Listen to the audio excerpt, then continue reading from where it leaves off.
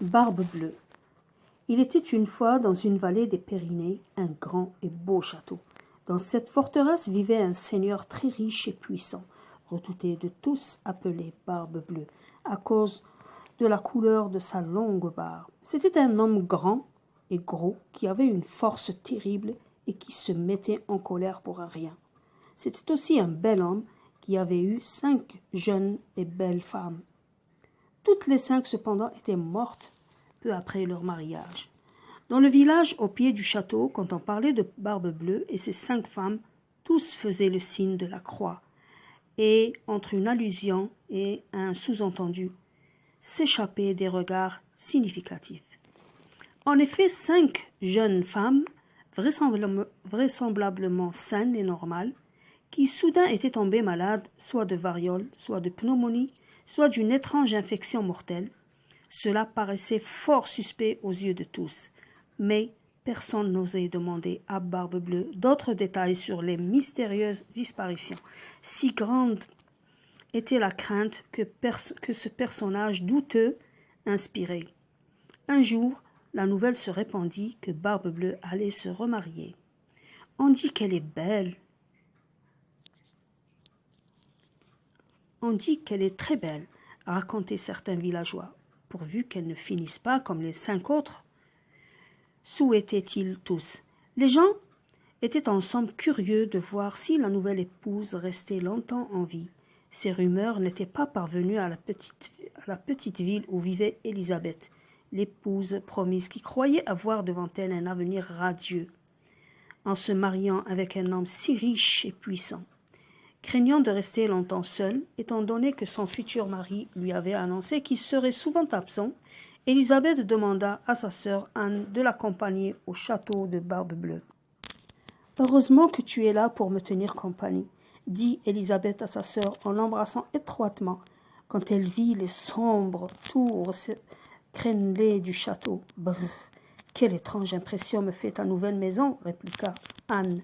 Une lourde grille de fer se leva devant elle pour les faire rentrer dans la maison, tandis que les serviteurs silencieux faisaient la haie à leur passage. Toutes les deux cherchaient à chasser leurs mauvaises pensées, alors que Barbe bleue, de sa grosse voix, hurlait au majordome de préparer le dîner. Le lendemain, aussitôt levé, Barbe bleue appela sa femme. « Je dois partir tout de suite pour aller punir les paysans qui ne m'ont pas payé leur dû. Je resterai loin quelques jours. Entre-temps, voici les clés du château. Pendant mon absence, visite toutes les pièces. Tu pourras faire ce que tu veux. Je t'interdis seulement d'entrer dans la dernière chambre de la tour la plus haute. » En prenant les clés, la jeune épouse répondit « Ne t'inquiète pas, je t'obéirai. » Ils s'embrassèrent, puis Barbe bleue monta sur son carrosse et partit. Élisabeth fut ravie de pouvoir visiter librement sa nouvelle demeure.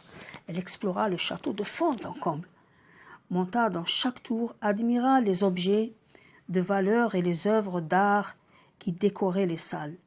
2 fois, elle passa devant la porte interdite sans oser l'ouvrir. Mais le lendemain matin, aussitôt levée, elle fut prise d'une grande curiosité. « Si personne ne me voit, mon mari ne saura jamais que je lui ai désobéi. Je dois savoir ce qu'il y a dans cette pièce, coûte que coûte. » Puis, sans avertir sa sœur, elle monta dans la tour. Mais elle eut ouvert la porte, elle poussa un cri d'horreur. Elle avait aperçu, appuyés aux parois des corps des 5 femmes que Barbe bleue avait épousées et puis tuées. Oui, tuées, car sur le sol il y avait encore un long couteau ensanglanté. Saisie de terreur, Élisabeth courut se réfugier dans sa chambre.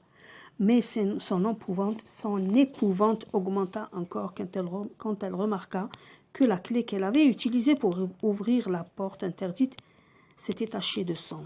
« Je dois la nettoyer avant que mon mari ne revienne, » se dit-elle, la mort dans l'âme. Mais elle avait beau nettoyer, la tache rouge ne disparaissait pas. Peu après, la voix de son mari retentit au fond des escaliers. « Élisabeth, où es-tu ?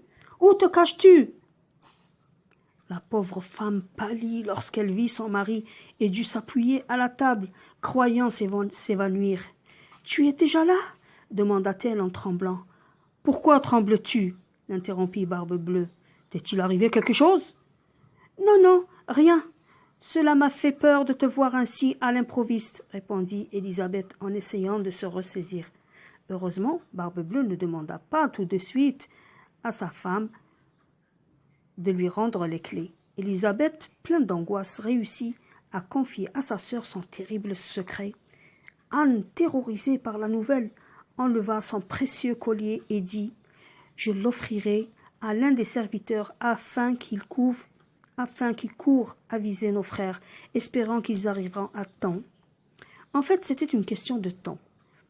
Si Barbe-Bleue s'apercevait que la clé était tachée de sang. Après le dîner, Élisabeth, prétextant une migraine, demanda à son mari la permission de se retirer dans ses appartements. Celui-ci secoua la tête avec méfiance. Mais le lendemain matin, il se précipita dans la chambre de sa femme. « Où sont les clés que je t'ai données ?» Élisabeth, qui n'avait pas fermé l'œil de la nuit, essaya de les cacher derrière son dos. « Donne-les-moi » s'écria Barbe-Bleue, en lui arrachant des mains. Aussitôt, il remarqua la clé souillée de sang. « Maudite, tu m'as désobéi. Tu es rentrée dans la chambre. Tu feras la même fin qu'elle. » Et il leva une main menaçante sur sa femme. « Pitié, pitié !» hurla la malheureuse, en tombant à genoux devant lui. « Je ferai tout ce que tu me demanderas. Je t'en supplie, ne me tue pas. » Mais Barbe-Bleue prit un grand couteau, la saisit par les cheveux et « Pour l'amour que tu m'as juré, donne-moi au moins 1 heure de temps pour me retirer et prier avant de mourir, » implora-t-elle d'une voix suppliante.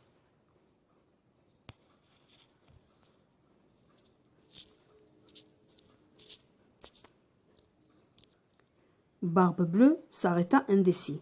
« Je t'en prie, conjura encore Élisabeth, les yeux pleins de larmes. « D'accord, dis seulement tes prières, mais dans 1 heure tu mourras. » La pauvre femme n'avait qu'1 heure de vie devant elle. Si ses frères n'arrivaient pas à temps, ce serait la fin pour elle. De la fenêtre de sa chambre, elle scrutait la route blanche qui conduisait au château. Les minutes passaient lentement. Rien, toujours rien.